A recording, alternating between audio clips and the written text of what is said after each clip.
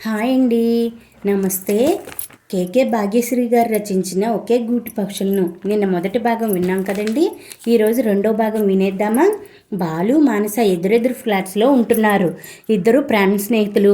బాలు ఒక ప్రైవేట్ బ్యాంకులో క్యాషియర్గా పనిచేస్తున్నాడు. పార్ట్ టైం జాబుగా దీప్తి వారపత్రికలో ఇలస్ట్రేషన్స్ గీస్తూ ఉంటాడు. అది అతనిలోని చిత్రకారుణ్ణి సంతృప్తిపరుచుకునే ఉద్దేశంతో మాత్రమే. కథకు అనుగుణంగా అతడు గీసే బొమ్మల్లో జీవకళ ఉట్టిపడుతూ ఉంటుందని పాఠకుల అభిప్రాయం.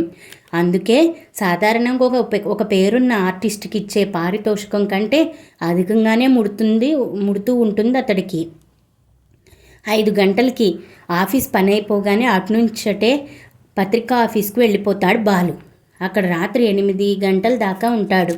ఎడిటర్ అభిరుచి మేరకు ఏ కథకు బొమ్మలు ఎలా వేయాలో మైండ్లో పొందుపరుచుకుని ఇంటికొస్తాడు. ఓపికంటే రాత్రికి రాత్రే పని పూర్తి చేస్తాడు.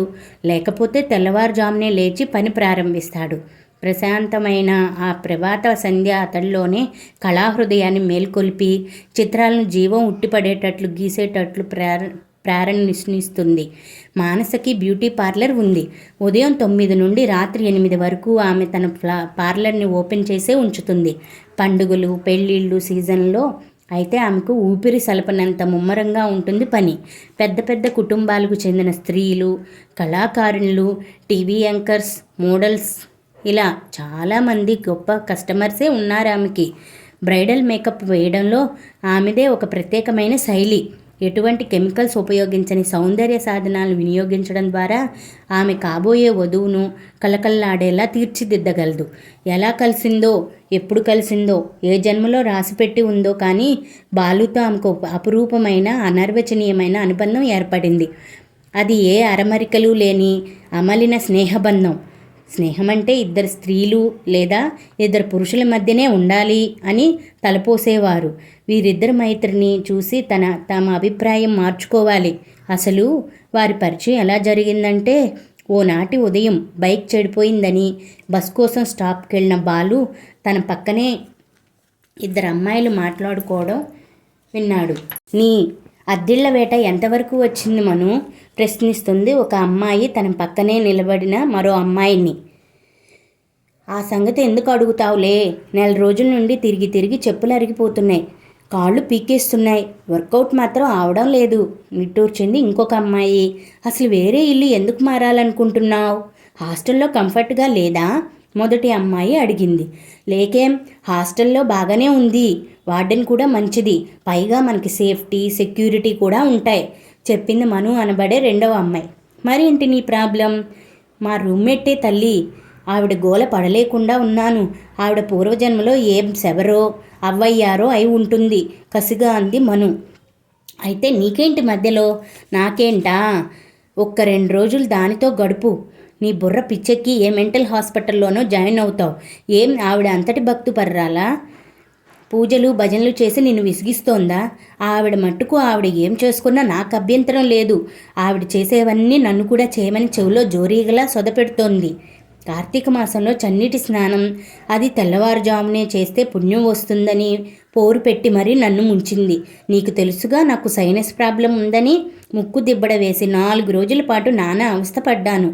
అలాగే శనివారాలు, ఏకాదశులు ఉపవాసాలు ఉండమని చంపుకు తింటోందే. ఆ మహాతల్లితో వేగలేక వేరే చోటికి షిఫ్ట్ అవ్వాలనుకుంటున్నాను వివరంగా చెప్పింది మను. కానీ ఒక్కదానివే ఉండాలంటే ప్రాబ్లం అవుతుందేమో ఆలోచించు. రూమ్ మార్చమని అడగవలసింది సూచించింది మొదటి అమ్మాయి. అది అయ్యింది.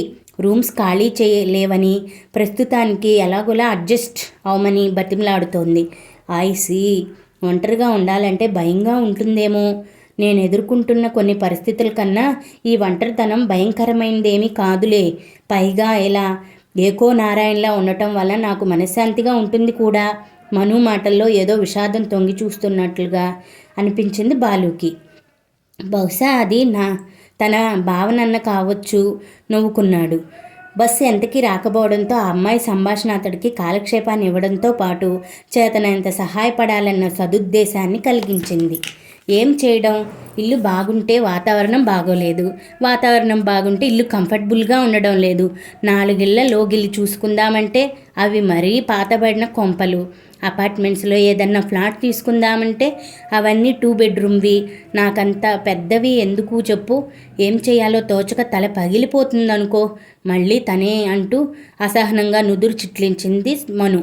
వారి మాటలు వింటున్న బాలు ఇక ఆగలేకపోయాడు. అపరిచితులను మాట్లాడుకుంటుంటే మధ్యలో కలుగు చేసుకోవడం సంస్కారం కాదనిపించినా ఇళ్లవేటలో వేసారిన అమ్మాయికి హెల్ప్ చేయాలనిపించింది. అందుకే తప్పనిసరి జోక్యం చేసుకున్నాడు. Excuse me. బాలు గొంతు విని పక్కకు తిరిగి విస్మయంగా చూశారు ఆ అమ్మాయిలు. ముక్కు మొహం తెలియని ఆ యువకుడు తమనెందుకు పలకరిస్తున్నాడో తెలియక అయోమయంగా చూడసాగారు అతని వైపు. మీరు అడిగింది మను. ఆయాం బాలు. ఇందాక మీరు అద్దె ఇళ్ల కోసం మాట్లాడుకోవడం విన్నాను. ఇఫ్ యూ డోంట్ మైండ్, మీకు హెల్ప్ చేయాలని అర్ధోక్తితో ఆగిపోయాడు. మీరు మాకే విధంగా హెల్ప్ చేయగలరు? ఆశ్చర్యంగా అంది మను. బాలు చిరునవ్వు నవ్వాడు. పరిచయం లేని అబ్బాయి చెప్పే మాటలు అంత త్వరగా విశ్వసిస్తారా ఈ ఆధునిక యువతులు? నేను సంజీవని ఆర్కేడ్లో ఫ్లాట్ నెంబర్ 104లో అద్దెకుంటున్నాను. మా ఎదురుగా ఉండే ఫ్లాట్ అంటే 103 రీసెంట్గా వెకేట్ అయ్యింది. మీకు ఇష్టమైతే మీరు అందులోకి షిఫ్ట్ అవ్వచ్చు. మీకు అన్ని విధాల సౌకర్యంగా ఉంటుంది.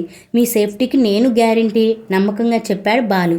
సంస్కారం ఉట్టిపడుతున్న అతడి ప్రవర్తన, మర్యాదపూర్వకమైన అతడి మాటలు చూసి అతడు అమ్మాయిలను అల్లరిపెట్టే పోకిరి కాదని గ్రహించారు అమ్మాయిలిద్దరూ. ప్రస్తుత పరిస్థితిలో నేనే ఎక్కువ రెంట్ పే చేయలేను. అదీ కాక నాకు అంత పెద్ద ఫ్లాట్ కూడా అవసరం లేదు అంది మను. ఆ భయం మీకు అక్కర్లేదు. అవన్నీ సింగిల్ బెడ్రూమ్ ఫ్లాట్స్. అద్దె కూడా రీజనబుల్గా మీకు అందుబాటులోనే ఉంటుంది. మీకు సమ్మతమైతే రేపు ఉదయం 9 లోపు అక్కడికి రండి. నేను ఆ ఫ్లాట్ ఓనర్ని పరిచయం చేస్తాను. మీరు మాట్లాడుకుందురు గాని సూచించాడు బాలు. అమ్మాయిలిద్దరూ ముఖముఖాలు చూసుకున్నారు. బాలు అంత నమ్మకంగా చెప్తుంటే కాదనడానికి ఏం కనిపించలేదు వాళ్ళకి. ఓకే సార్, రేపు ఉదయం 8:30కి మేము అక్కడ ఉంటాం. బై ద వే, నా పేరు మానస. నాకొక బ్యూటీ పార్లర్ ఉంది. తను నా ఫ్రెండ్ నీలిమ అంటూ పక్కనున్న స్నేహితురాల్ని పరిచయం చేసింది. Glad to meet you. నేను ఇదే బ్యాంక్లో పనిచేస్తున్నాను. పార్ట్ టైంగా దీప్తి వీక్లీ ఇలిస్ట్రేషన్స్ గీస్తూ ఉంటాను. క్లుప్తంగా తాను ఇంట్రడ్యూస్ చేసుకున్నాడు బాలు. ఓ, అయితే ఆర్టిస్ట్ బాలు మీరేనన్నమాట, నీలిమ అంది హుషారుగా. అవునండి, నేనే చెప్పాడు బాలు. మిమ్మల్ని కలుసుకోవడం చాలా సంతోషంగా ఉంది. మీరు వేసే బొమ్మలు చాలా బాగుంటాయి అభినందించింది నీలిమ. ఈ అమ్మాయికి కాస్త కళాభిమానం ఉన్నట్లుంది తనలో తానే అనుకుంటూ ఇంతలో తను ఎక్కాల్సిన బస్సు రావడం గమనించి, మానస గారు నేను వెళ్తున్నాను, మర్చిపోకండి, బిఫోర్ 9 చెప్పేసే బస్సులో వెళ్ళిపోయాడు బాలు.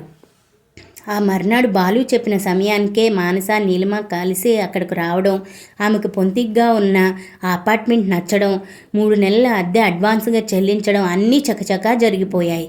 మరి 2 రోజుల తర్వాత మానస తన హాస్టల్లో రూమ్ వెకేట్ చేసి లాంఛనానికి పాలు పొంగించి ఫ్లాట్లో దిగిపోయింది.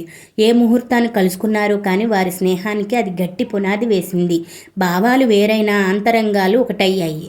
బాలులాగే మానస కూడా సున్నిత మనసు కలిగిన మనిషి. గుండెలో తడి, ప్రవర్తనలో మృదుత్వం, ఆమె వ్యక్తిత్వానికి వన్ని తెచ్చే ఆభరణాలు. వీరిద్దరి స్నేహం చూసి అపార్ట్మెంట్స్లో చాలామంది చెవులు కొరుక్కున్నారు. బయట వాళ్ళు ఏవేవో ఊహగానాలు చేశారు. దానికి లవ్ అని పేరు పెట్టి వారిద్దరి మీద పుకార్లు పుట్టించి వినోదించారు. అవేమీ మానస పట్టించుకోలేదు. కానీ బాలుయే అప్పుడప్పుడు బాధపడతాడు.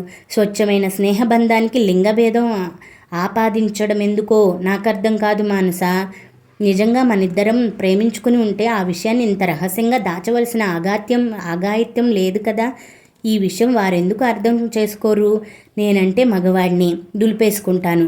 కానీ ఈ దుష్ప్రచారం వలన నీ ఫ్యూచర్ దెబ్బతింటుందేమోనన్నదే నా ఆవేదన అన్నాడు ఓనాడు తన మనసులోనే వేదనను వెళ్ళగక్కుతూ. మానస తేలిగ్గా నవ్వేసి, డోంట్ వరీ బాలు, రంధ్రాన్వేషణలు ఎప్పుడూ ఎదుటివారిలో లోపం ఎంచడానికే చూస్తారు. మనిద్దరి స్నేహం ఇప్పుడు వారికి హాట్ టాపిక్. రేపొద్దున ఇంకొక కొత్త మేటర్ ఏదన్నా దొరికితే దీని గురించి మాట్లాడటం మర్చిపోతారు. అది అతడి ఊరడించే ప్రయత్నం చేస్తూ. ఆ తర్వాత బాలు మరీ కలత చెందలేదు.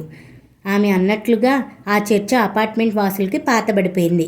ఫ్లాట్ నెంబర్ 306లో ఉండే లవ్ కుమార్ రెండో ఇల్లు పెట్టాడన్నది వారికి లేటెస్ట్ టాపిక్ అయ్యింది. ప్రస్తుతం అక్కడ దానికి సంబంధించిన చర్చలే కొనసాగుతున్నాయి. పార్ట్ 2 సమాప్తం అండి. Please subscribe for more stories.